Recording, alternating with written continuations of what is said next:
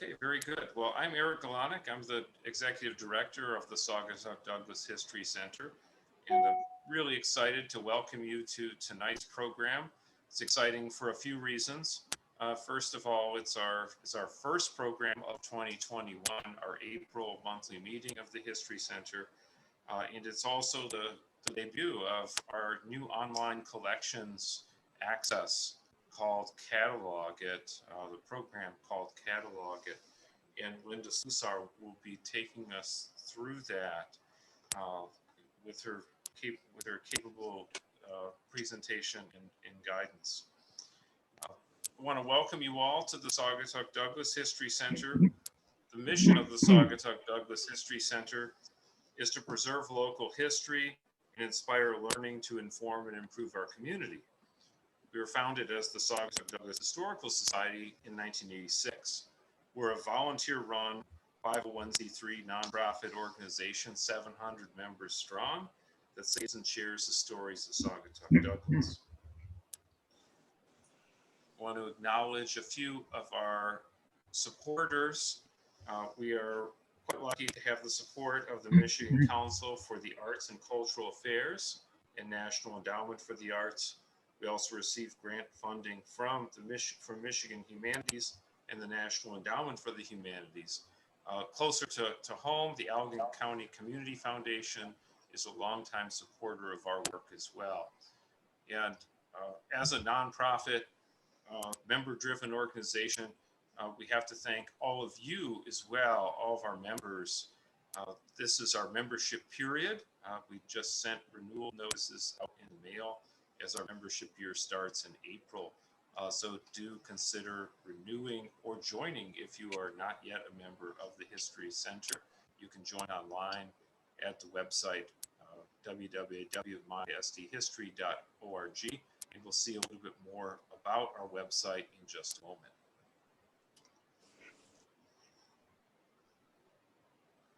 All right. We're really thrilled to see all of your faces here, those of you who have your cameras on and lots of familiar names. I'm really pleased to introduce Linda Slusar, who is a SDHC member and volunteer working as part of a team with her husband, Vern Slusar, who is here on the call. You can feel free to wave, Vern. And Linda has brought her skills to the History Center in the last year plus.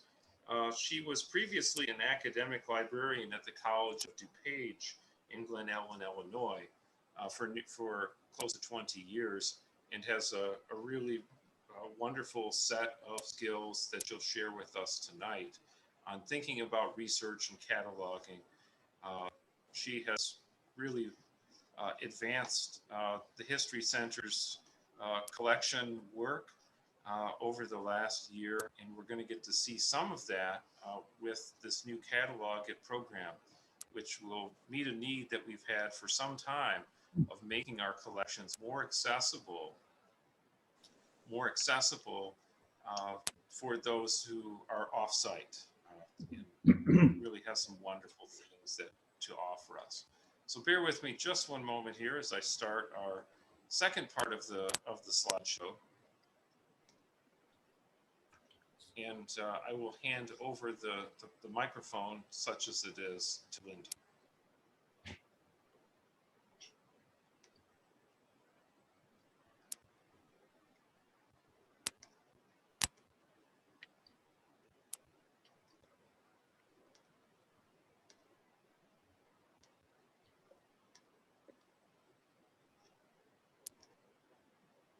Go.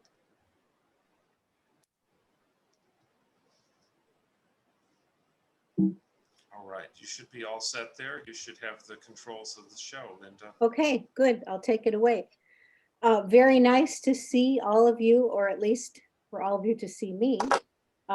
Feel free to put your video on if you want, so I can see your smiling faces and meet you. So thanks for the intro, Eric. I am a retired librarian, although I like to think of myself as a civic librarian, still going out there and doing the things that I love to do as a librarian and information person. And I just wanted to share my philosophy of librarianship with you as it relates to the History Center.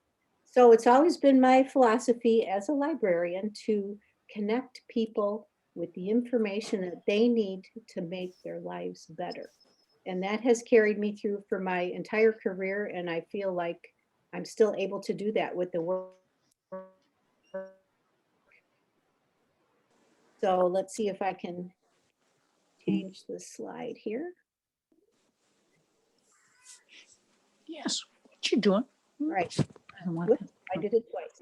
Okay, let's go back one. Okay, so we'll go back again here.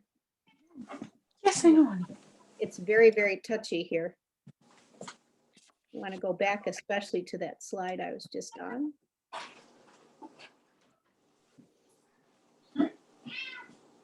Did you eat?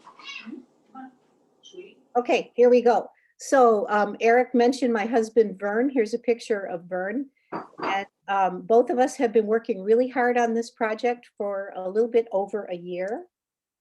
And we are just so excited when we hear people say that they've been waiting about 20 years for the collection to be made available online. So it's lots of fun to be able to help accomplish something like that. So I'm going to tell you what you can find online in the archives, but I thought as I was preparing this, that maybe many of you have never actually had a tour or seen the archives. So I thought before we take an online tour that we should take a little physical tour with pictures anyway, just a very quick one of the archives. So of course, being a librarian, we'll start with the little library section of the archives. Here's a picture of one of the bookshelves. And we have approximately 400 books, journals, notebooks. And Vern and I are in the process of getting all of those into the database so that you can search and see what kinds of books we have. So if you did actually go up to the archives, which is on the second floor of the old schoolhouse, you would see the library looking like this. It's going to look better as we proceed along. And then the next part of the archives, let's see. So for whatever reason, Eric, I'm not having luck changing my slides.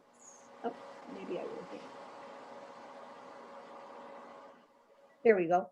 Okay, so also near where the books are many other shelves, and they contain what I think of as little treasure chests.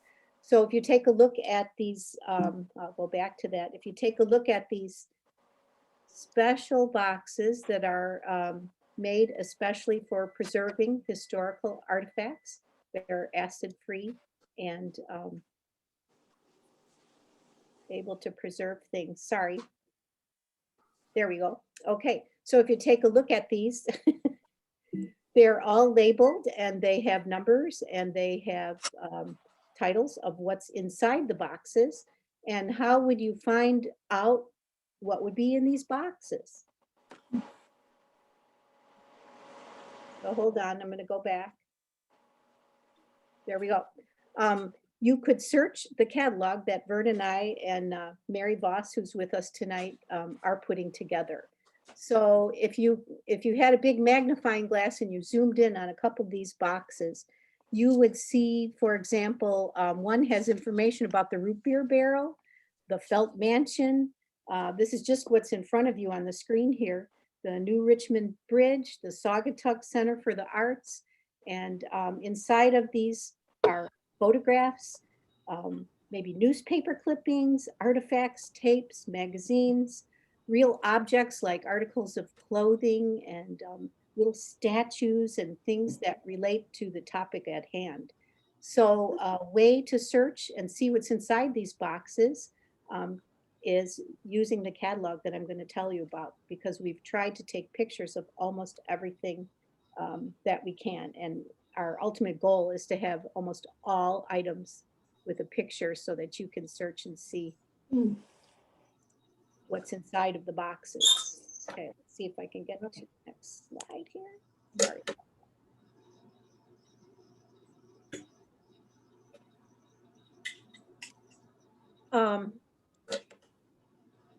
The next slide I want to show you, and let me go back to it. I apologize for the jumpiness of changing the slides.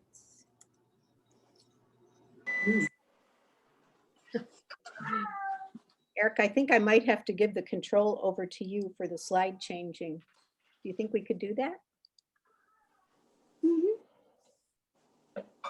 Wow. Okay. So the next slide I want to show you, oh boy. All right, hold on. Eric, can you unmute yourself? I can, yeah. Okay. Let me control the slides for you. Okay, I think yeah, that may it's make just- it a little bit smoother. Yeah, I don't know what's going on there. So if you want to go to the slide that has, there you go, objects in the archives, and I'll just tell you when to change it. Sorry, everybody. Perfect. Technology. So here's a picture of some of the shelving that we have in the archives. And again, it's another treasure chest. Just looking at these two shelves, you can see some early American woodworking tools, and Vern has done a lot of work cataloging those. And just a lot of other treasures, things that people have found in their basements, literally found in between the walls of historic houses in the Saugatuck-Douglas area and found buried in the ground, found back in their garages, given to them by aunt or grandmother, or found in a cottage. Maybe they bought a historic cottage and found these things and given to us. So we're in the process of cataloging all of these. You can see the little white tag on the binoculars there, and you'll be able to search for these items as well. So let's go to the next one for artwork. So this is just one painting of the big pavilion, which probably many of you are familiar with. We have lots and lots of paintings, both watercolor and oil paintings and mixed media. And most of them depict local historical scenes. And many of them are done by very local artists. So they tell a story too. We're adding all of their pictures and stories into the catalog. So we can go to the next one. And the next one is just a picture of one of the walls of our gallery. Many of you, maybe most of you know the gallery. That's where we gather for the Tuesday talks and other programs like this when we meet in person. Right now, there is a lovely display called Rediscovering a Michigan Painter, Robert Fort. And most of you can't get in to see that because the building's not open right now.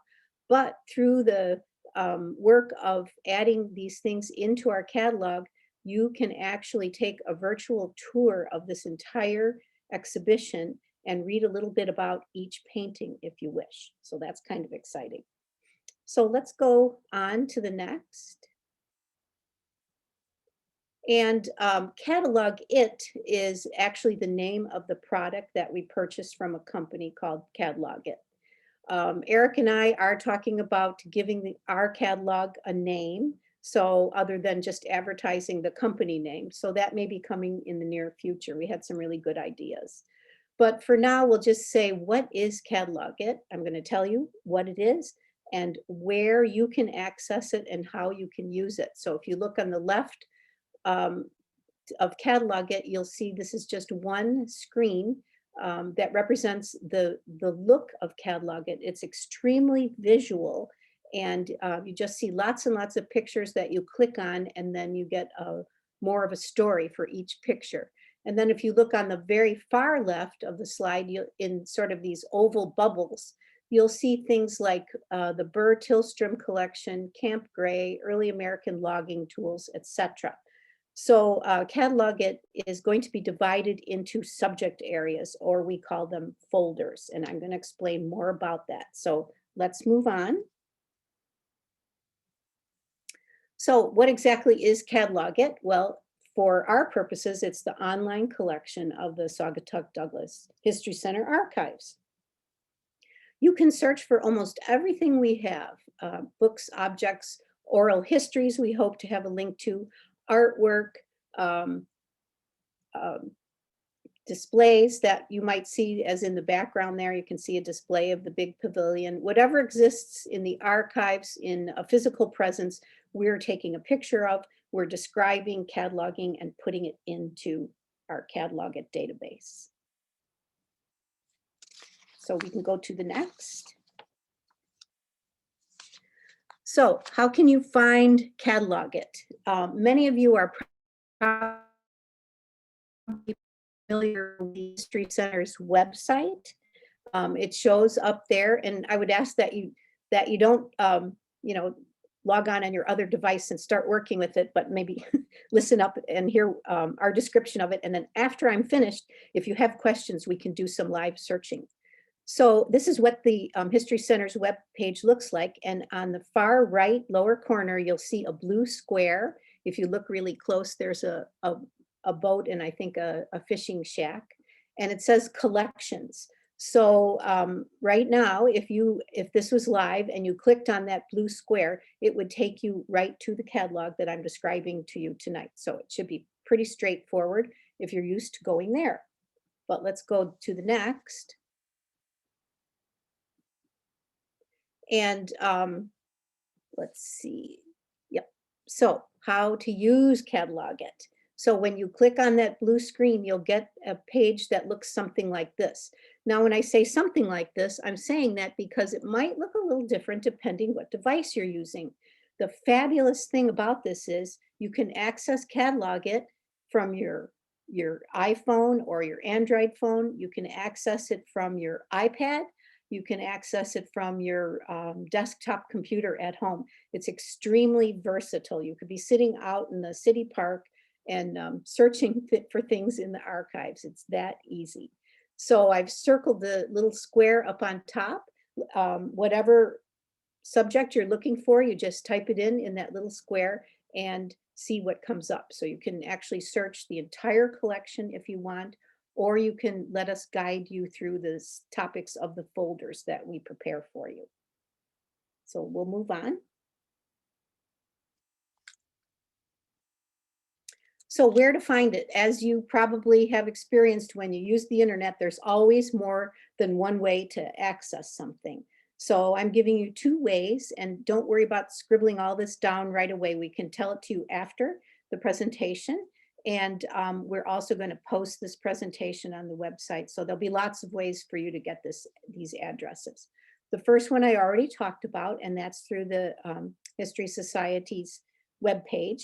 And then there is a more direct way. They both access the same catalog. And that's this little address down here called hubcatalogit.app in the numbers. So those are just 2 different ways. And I think eventually as this progresses, we'll have a little app. I think we're going in that direction as well. So we can move on from there.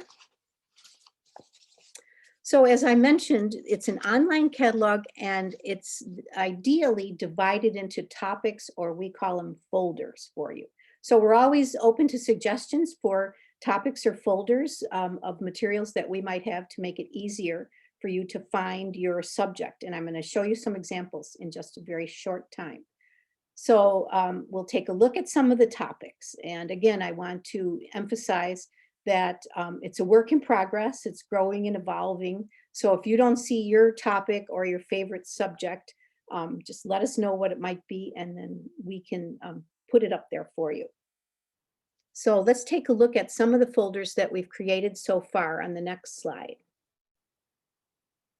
Okay, so if you look on the left, and you can see I've circled a topic with an orange circle and an arrow.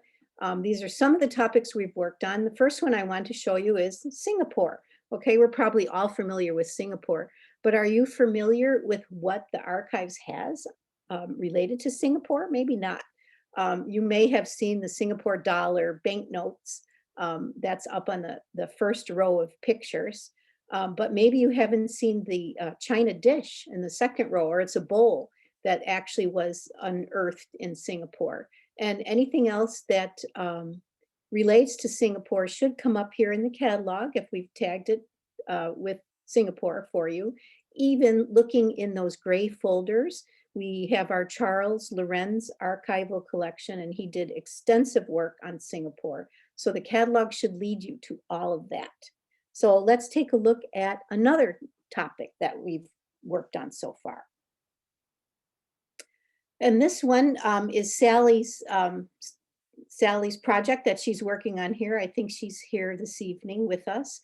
And we call it Fishing, Commercial. So it's not pleasure fishing, but it's fishing for a living.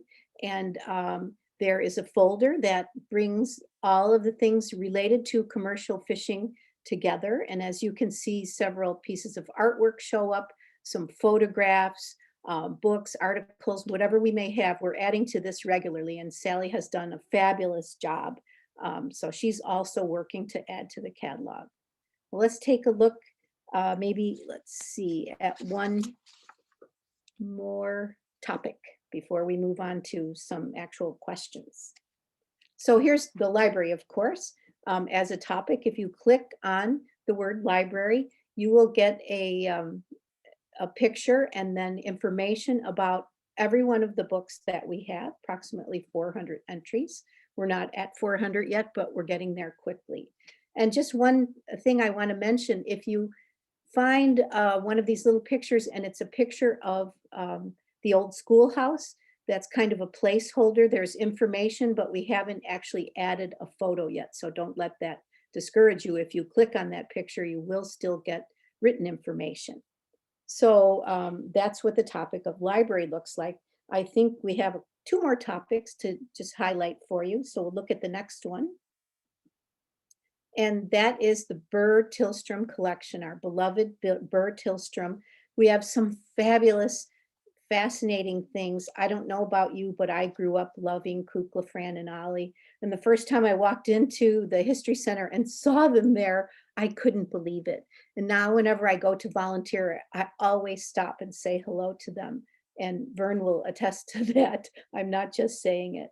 It's just an honor to actually work with some of the materials. There are original sketches and drawings, lots of photographs, and some films, like 16mm films. And also my favorite is we have Burr-Tillstrom's sewing kit, because he actually made and repaired his puppets. So the catalog will lead you easily to all of those treasures. And the last topic I want to show you is the one I mentioned a little bit earlier, and that is our current exhibit in the gallery. So I'm sorry that you can't just walk into the gallery in these times, but you can browse through every one of the paintings that are there. And if you click on the little icon of the painting, you'll get a bigger picture and you'll get a wonderful description of the painting, even talking about its historical background, its size, what kind of medium it is, etc. So that's pretty exciting. Okay, so moving on. I thought it would be fun to do a couple sample searches. So imagine that you are the worker in the archives and it's a really busy day in town and people keep coming in. You know, imagine that people can come in and we don't have anything like that to worry about. And they're just asking all kinds of questions. So I put a few questions together to show you how easily it could be to answer the question using the catalog. Now, you could answer this question to the person that's standing in front of you, but really, if that person called on the phone or called to you from across the street, they could easily answer it themselves using our online catalog. So let's say someone wants to know, they heard that Saugatuck used to have a fish town. They've seen the fish town up in Leland, but were surprised to find out that Saugatuck had one as well and wanted to know, what did it look like? Well, that could be easily answered with our new online catalog. All you would have to do is type the word Fishtown, one word, into that little circular box. You can see the box above the picture of the Fishtown, and you would get probably at least 17 or more items immediately after typing that in. And the very first one would show you what the shanties in Fishtown or the shacks in Fishtown look like. So let's do another search. So here's one. My grandma learned to paint. She told me stories of painting with Cora Bliss Taylor in the summertime. And I'm wondering, who is that person, and can I find out any information about her? And this can be done using the catalog as well. Just typing in, and this is just a little search trick. If you type in Cora Bliss Taylor with little plus marks, you don't have to, but if you did, you get a more targeted search. And right away, here's a picture of Cora, and well, there's your grandmother sitting right next to Cora, or standing at the doing some painting. So that's pretty exciting. You can get more information about that actual photograph. And then you'll go on to see a whole variety of photographs that both Cora and her students have painted. So this is just a little sampling of what you could find. And remember, you could do this on your phone, your iPad, you could be in the car, you could be sitting in the park, whatever, and find this information. So do you want to do another search? Let's do another one. So my dad talks about the big pool. Okay, I really was fascinated with this. I had not heard of it. We can hardly believe his stories. We think maybe he's making them up or maybe imagining them. Did this actually exist, and where was it? So again, we can answer this using the online catalog, just typing in big pool. And look what comes up. One of the first items that we see is a colored postcard from the early 20th century, probably the 1920s or 30s, showing a picture of the big pool. Afterwards, I'd love to know if anybody actually remembers the big pool with the boathouse and all. And this is just one of several items that you will find. Okay, we can move on. And we're just about finished with my short presentation here. This is a picture I just took the other day of our beautiful back in time garden behind the old schoolhouse. If you haven't been there, you can see that you probably should visit because the colors are gorgeous. And even if there were no colors, I love those birch trees and the totem pole, etc. But the reason I put the garden here is kind of a metaphor because of course the garden's a work in progress. Think of how it's going to change over the course of the next couple months. It's going to grow and change and hopefully get better. And we hope the same for our catalog as well. So asking for your patience and asking for your input and suggestions as we grow our catalog. And then the very last slide is a picture of the beautiful old schoolhouse taken just the other day. I use this to thank you for your interest. Hopefully you're all still there. And I'm ready to take questions and answers, and maybe Eric could help us do some searches if that's what you want to do. And sorry for the little rough start, but it looks like we worked it out just fine.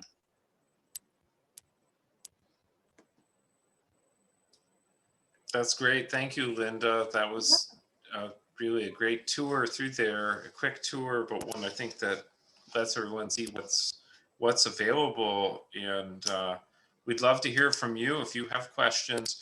You have the ability, you should have the ability to unmute yourself. So if you have a question or comment, we'd love to hear from you. And we do have the ability, as Linda mentioned, I can pull up Catalogit. We can look at it live too if you'd like to see some demonstrations. I just wanted to say thank you very much. I think this is a beautiful, beautiful piece, wonderful piece of work. You've been working hard, obviously, and it's going to be so much easier to answer so many questions that we have. So much gratitude to you all. You're welcome, Spring. And I hope that all of you enjoy just kind of browsing like you might browse through Amazon or something like that. Yeah. It's just amazing the things that you can see and learn. Unbelievable. I'm so excited. Good. Yeah, a couple of things. Let me just show you real quick how to access it. So we saw some great screenshots of how you get to this. So bear with me just a minute. I'm going to share my screen so I can show you my webpage, and you'll be able to check it all out here. So most of you have probably been to the History Center's website, and it looks like this. If you go down here in the lower right to collections, you will come to a page that has a whole host of other research materials you may have seen before. The photo blog and map, links to publications, information about our collections. But it's this access to online collections part that you see right at the top, new for 2021. And so if you click there, this will open up that Catalogit hub, which is this web-based portal that we've been taking you through, that Linda showed you screenshots from. And then from here, you can browse just click into any of these collections from that page, and you can also search the collection more broadly as well, right? So that's out there. I'm going to stop the share for a minute so we can all see each other. And if you have questions or comments, we'd love to hear them. Eric, this is Hannah. My question is, in the past, we've enjoyed, I feel like it was an interactive map of some kind that you had at the History Center, where you could find more information about particular buildings in the communities. Is there any link between that existing thing? I kind of don't even know what to call it, but I really enjoyed it. Is that at all linked to the catalog at the moment, or are there any plans to link that in? There is not. So you may be talking about the super map display that's at the museum and at the schoolhouse. Is that what I you're think it must. thinking of? I think that must be what it is. Yes. That So I had a still lot of lives information on. about historic buildings. It does, and it has a great link to the back in time, to the Tales from the Village map as well. So it has a nice spatial link for people visiting visiting either of the galleries and museums. We don't have that integrated into the Catalogit program we've seen now. But one of the exciting things about Catalogit, we will be able to have, as it is a work in progress now, but we will have the ability to have places linked within the catalog records. So if you were to go and search for, in the future, if we were to go and search for Butler Street, we could see a whole host of points along Butler Street. If there was photographs or if there was architectural fragments, those would be things that would come up within that. Do you want to say anything about that function, Linda? I made a note, Hannah, to investigate it. If it's available online, then we might be able to link to it. Sounds like something that's doable. I wonder if she's thinking of the James Fossen interactive map that's on our website, where you just click on a button and it shows what was there.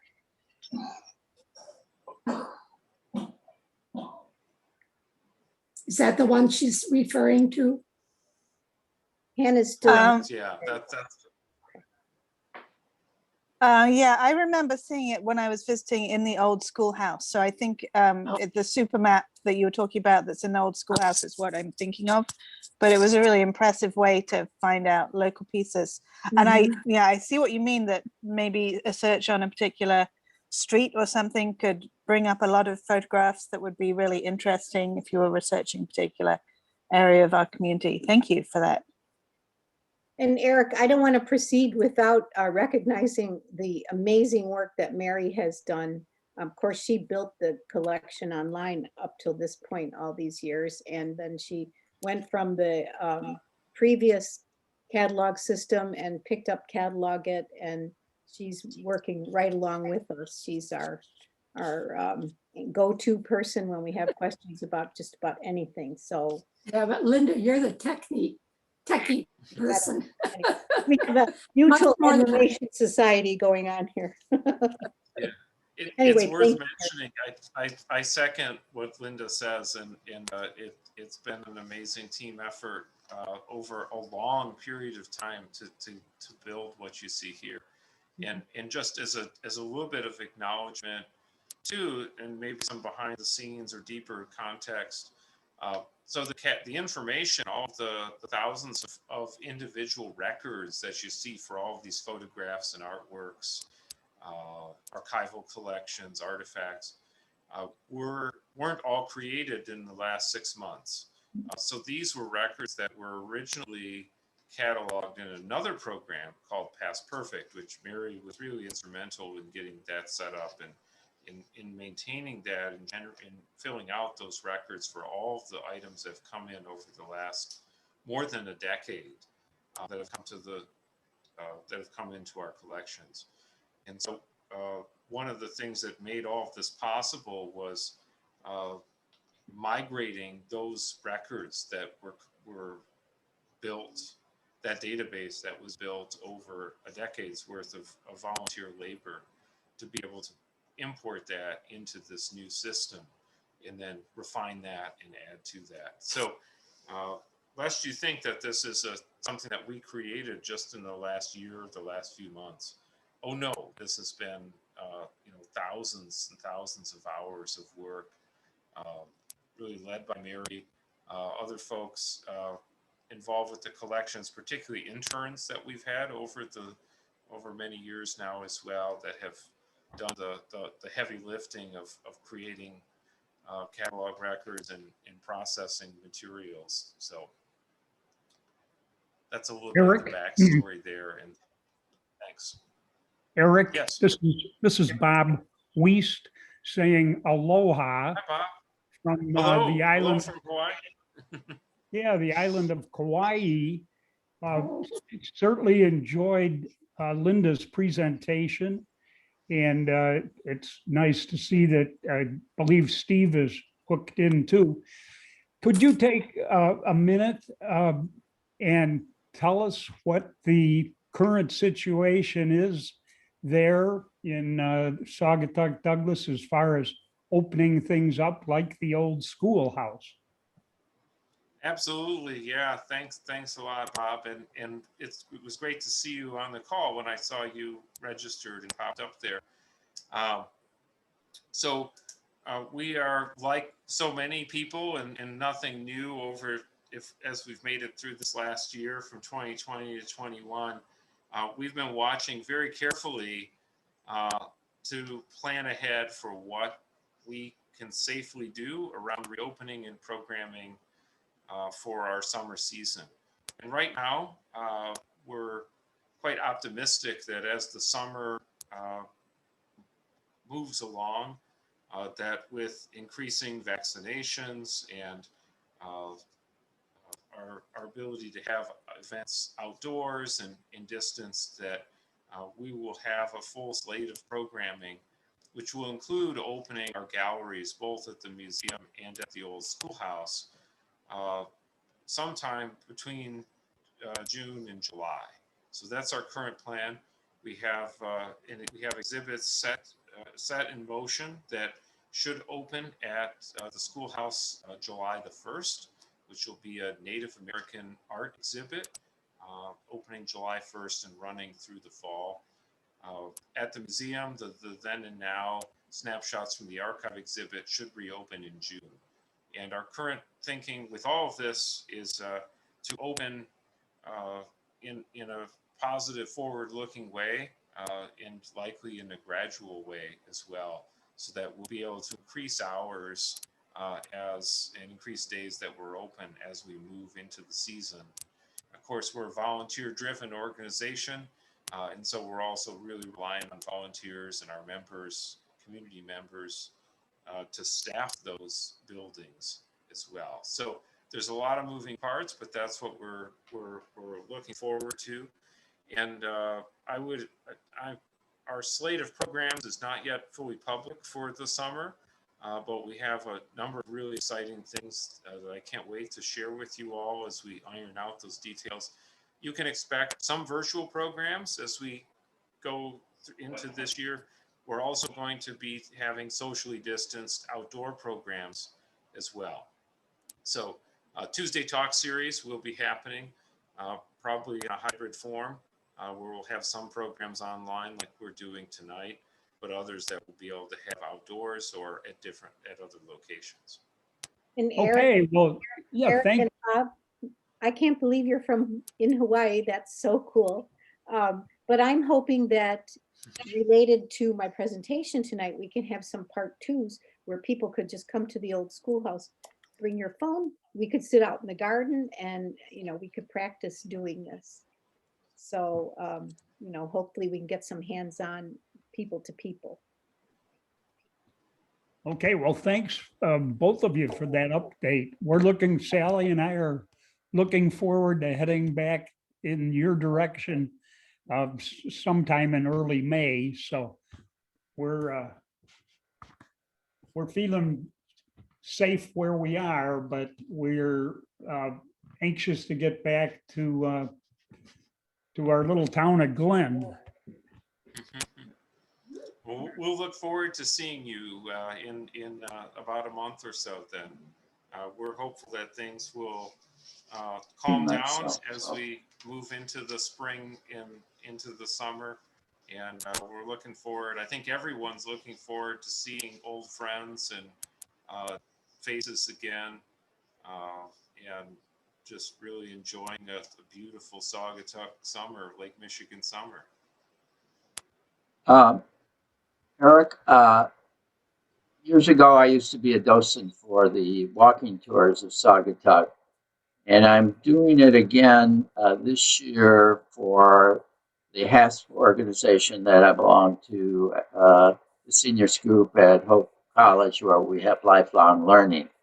And I'm just wondering, I have not gone to the website before, but let's say I'm looking for some information on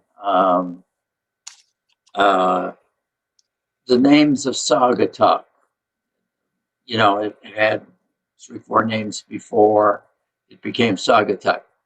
Is there information like that on there where I can read some historical stuff or the history of the pavilion or things like that? I'm just thinking about things that I talk about. The architects who designed the various buildings, things like that. Is that available on here or not? Maybe just the pictures or what? Right, yeah, that's exciting. You're reviving the tours. We should talk a little bit more about that because I think there's a real interest in walking tours like the ones that you used to be involved in and that you're talking about now. So I'm glad that you shared that. For Catalogit, I would say that it's less an online encyclopedia or kind of Wikipedia type tool, more of a finding aid where you would find links to more information. Linda, do you want to speak to that, how you might use it to answer some of those questions that Mike has? Yes, think of it more in terms of a library catalog. So let's say you went to the library to find out the names of Saugatuck and the history of the pavilion. It would probably lead you to a book or an article or, something, pictures or whatever. So that's, you may be able to glean some of that information directly from the catalog, but for the most part, you might find, for example, a book on the history of Saugatuck. And then you would probably have to contact one of us to get that information to you. So it's not actually what you call a database or, like Eric said, like a Wikipedia, but more a finding tool leading you to the pieces of information. So it's all there, but there's maybe one more step in between. Okay. If I wanted to get a book, I can't check it out like a library, right? I'd have to look at it at the museum. At the History Center. We probably could let people that we have multiple copies and have copies that we could loan out. Mm-hmm. Yeah. Because most of our history of Saugatuck books, we have multiple copies. Okay. And they probably are available at the public library as well.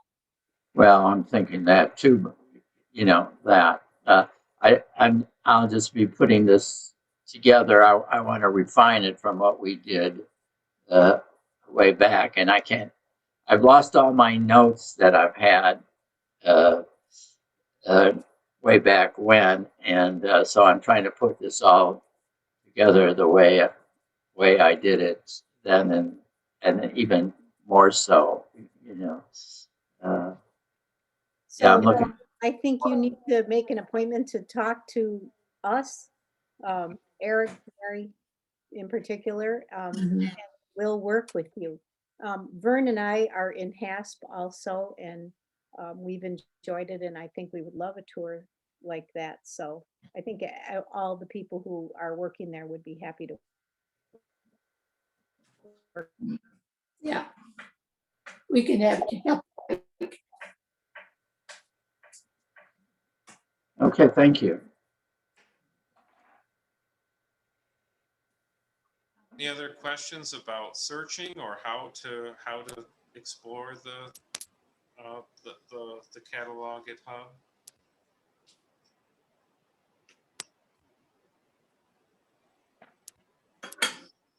Just for my bathroom. One thing that I would add about Catalogit that you may have noticed from Linda's presentation is how optimized the program is for different devices. And in some ways, it works best on your iPhone or Android phone or your iPad. You don't need to be on a computer to be able to use it. I'm when I primarily have used it on my computer where I do most of my work. But I know when I've got my phone out and just explored in that, some of the things really show better on those devices. So don't hesitate to use that, even right from our website. If you pull that up on your smartphone or on your tablet, I think you'll really be amazed at how good it looks, and you can zoom in. It's pretty intuitive to be able to use and navigate around. And there's nothing that we found so far. There's nothing that you can do that will, break the site either. So you can really feel free to explore and try different things out, and let us know what you find. Let us know what you're interested in. And I didn't really mention children, but I'm sure many of you have grandchildren or other children that you work with or associate with in your family. And would be a wonderful tour for children to do history reports at school. So even if they don't live in the area, my granddaughter lives in Illinois, but she just did a project on tulip time because I had all kinds of pictures and information to give her. So I think school children would pick it up they could probably give this presentation after a day or so of working, with the catalog. It's that straightforward.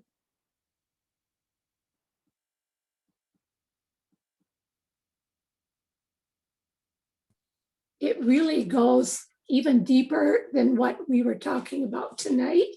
For instance, if you pull up a painting by an artist, there would be much more information, not only about the location, but about the artist and about his life and about his other art that he's done. So each picture will have many, many links behind it. Not always every one, but many of them will.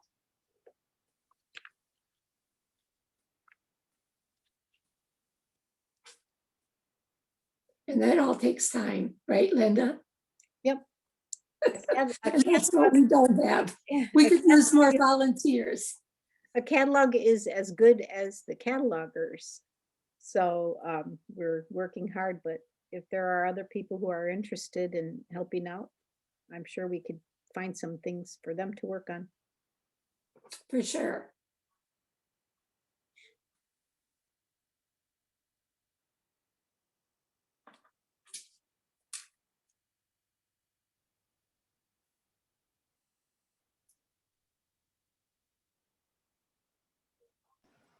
All right. Well, this has been a really informative program, and it's great to see everyone here. We will stick around for a little bit. If you have additional questions that you'd like to ask us, and just want to thank you again for your time and coming out to join us here. Coming out a kind of relative term as we're all still at home, but it's great to see everyone. And keep an eye out. We'll keep you informed of additional programs that we have coming up. May the 12th will be our May meeting at the same time. And we'll have a program for you then, as well as a whole slate of programs as we head into the late spring and summer and fall. So thanks again, and look forward to seeing you all both online and in person, hopefully very soon. Thank you, Linda.